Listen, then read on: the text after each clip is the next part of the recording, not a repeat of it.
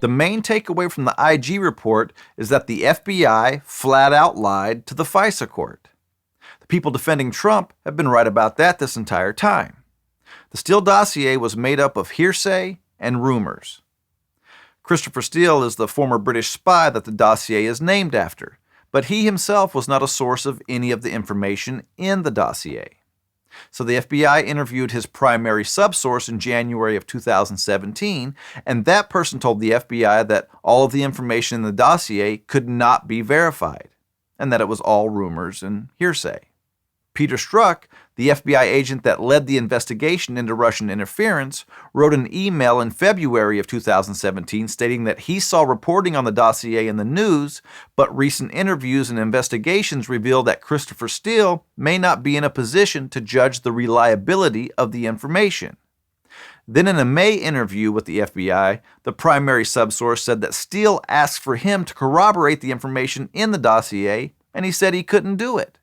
The primary subsource said the corroboration was zero. Okay, let me paint this picture for you. The FBI takes damning information it was given, and it uses it to start surveillance on Carter Page, someone who was working as an advisor for the Trump campaign. The damning information was really bad, and the FBI believed it was very important to do this. But then the FBI investigates the damning information and finds out that absolutely none of it can be verified. And even the person who supplied the information tells the FBI that it's nothing more than rumors and hearsay. So the FBI stopped their surveillance on Carter Page and ended the investigation. Right? No, they go back to the FISA court to get another warrant and tell the court that after interviewing the primary subsource for the dossier, they find him to be truthful. What? I mean, technically, he was truthful. He told the truth about the dossier being a bunch of BS. But that's not what they were saying. They were telling the court that he was being truthful about the information in the dossier. That is unbelievable. And what's even more amazing than that is that you have Democratic leaders out celebrating this report as some kind of a victory. For years, President Trump and his Republican allies in Congress and the media have speculated wildly about deep state conspiracies against his presidency. They're based on the claim that the FBI opened an investigation into the president's campaign with political motives. Today, we just got a report from the Department of Justice Inspector General that puts these conspiracy theories to rest once and for all. This report conclusively debunks the baseless conspiracy that the investigation into Mr. Trump's campaign and its ties to Russia originated with political bias. Are you kidding me, Chuck?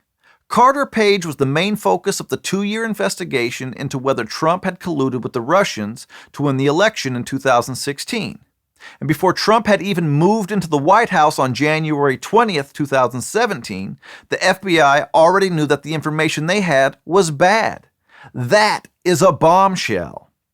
What Chuck does get right, though, is that the investigation wasn't started because of the dossier. It only continued because of it.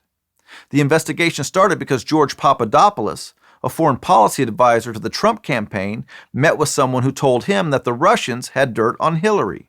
Then he got drunk one night and repeated that information to an Australian diplomat who told their U.S. counterparts. The investigation into Papadopoulos provided no evidence of any kind of Trump collusion with the Russians.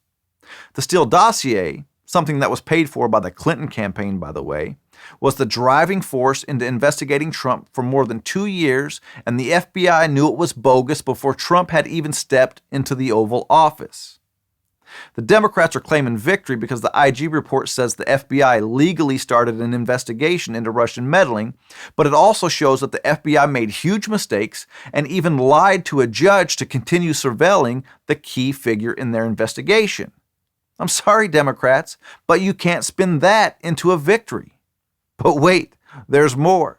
U.S. Attorney John Durham, who is also investigating the origins of the Trump-Russia probe, does not agree with some of the report's conclusions as to predication and how the FBI case was opened. and his investigation is a criminal investigation that isn't limited to what happened at the FBI. Look, yesterday was a bad day for Democrats. And if Durham's comment is any indication, it looks like it won't be long before it gets a lot worse. Thanks for watching. If you like this video, subscribe to our channel, and if you want to become a supporting member of Blue Collar Logic, click on the link in the description and give what you can.